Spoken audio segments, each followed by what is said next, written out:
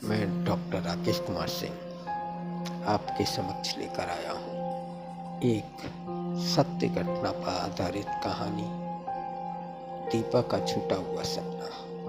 यह कहानी बहुत कुछ बयान करती है, जिसमें दीपा, उसके पिता और उनकी संघर्ष भरी परीक्षा दिन की कहानी है। ये कहानी समाज की उस सच्चाई को भी उजागर करती है जहाँ मेहनत करने वाले बच्चे सिर्फ सिस्टम की एक छोटी सी गलती से अपने सपनों से वंचित रह जाते हैं। तो कहानी आपके समक्ष पेश है दीपा का छूटा हुआ सपना। सुबह की ठंडी हवा में जब मेरठ की गलियों में सन्नाटा फैला हुआ था, तभी दीपा अपने पिता के साथ स्टेशन की ओर निकल पड़ी थी। उसके हाथ में परीक्षा का एडमिट कार्ड था, जिसमें साफ लिखा था SSC online exam Agra centre. यह परीक्षा उसके जीवन की सबसे बड़ी उम्मीद थी। साल भर उसने न दिन देखा था न रात, सिर्फ एक ही सपना देखा था, सरकारी नौकरी पाकर अपने पिता का कर्ज उतारना और उन्हें चैन की जिंदगी देना। दीपा के पिता, जो एक साधारण दुकानदार थे, बेटी की आंखों में यह सपना रोज देखते थे। उन्होंने कहा था, दीपा, आज का दिन तेरी किस्मत लिखेगा। और सच में वह दिन दीपा की किस्मत लिख गया, लेकिन उस तरह नहीं जैसे उसने उम्मीद की थी। ट्रेन सुबह 7 बजे आगरा पहुंची। स्टेशन पर भारी भीड़ थी, गाड़ियों का शोर था और दीपा का चेहरा उत्साह से दमक रहा था। पिता ने एडमिट कार्ड निकाला और बोले, देखो बेटा, सेंटर यही है ना, Rajdeep computer institute, Sikandra road.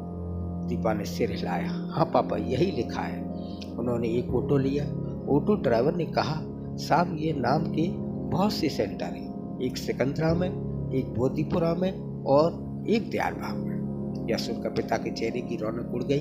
उन्होंने मोबाइल में गूगल मैप खोला, पर नेट धीरे चल रहा था। घड़ी में तब तक 8:45 हो चुके थे। परीक्षा 9 बजे शुरू होनी थी। ऑटो एक के बाद एक गलियों में घूमता रहा। हर मोड़ पर लोग अलग अलग दिशा बताते। अरे भाई, ये सेंटर तो उधर है। नहीं, वो वाला बंद हो गया था, नया वाला आगे है। दीपा की आंखों में बेचैनी झलकने लगी। उसके पिता का माथा पसीने से भीग गया। उन्होंने कहा, बेटा घबराना मत, पहुंच जाएंगे।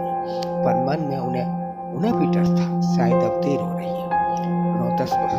9:10 हो गए जब वे आखिरी कार उस गली में पहुंचे जहां राजदीप कंप्यूटर इंस्टीट्यूट का बोर्ड दिखाई दिया।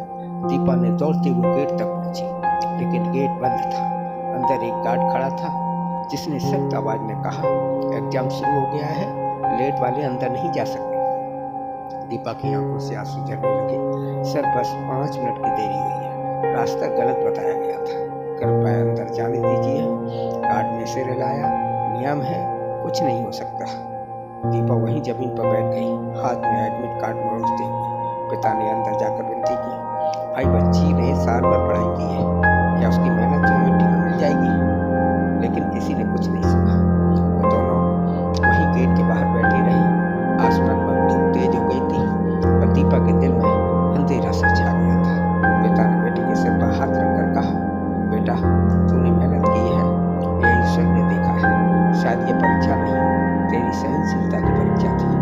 अगली बार सफलता तेरे कदम चूमेगी। दीपा ने आंसू पूछे, मगर मन में एक कसक रह गई। अगर पति में गलती न होती तो शायद आज मेरी जिंदगी बदल जाती। रात को जब वे लौट रहे थे, दीपा ट्रेन की खिड़की से बाहर देखती रही। दूर दूर तक लाइटें जगमगा रही थी, जैसे किसी ने कहा, दीपा, तेरी रोशनी अभी बुझी नहीं है, बस थोड़ी देर से चमकेगी। ये कहानी हमें ये सिखाती है कि कभी कभी एक छोटी सी लापरवाही किसी की पूरी मेहनत पर पानी फेर देती है, लेकिन असली हार तब होती है जब इंसान कोशिश करना छोड़ देता है। दीपा ने उस दिन ठान लिया, अगली बार कोई गलती नहीं, कोई बहाना नहीं, और यही जज्बा एक दिन उसकी जीत का वजह बना। मैं डॉक्टर राकेश कुमार सिंह, नमस्कार।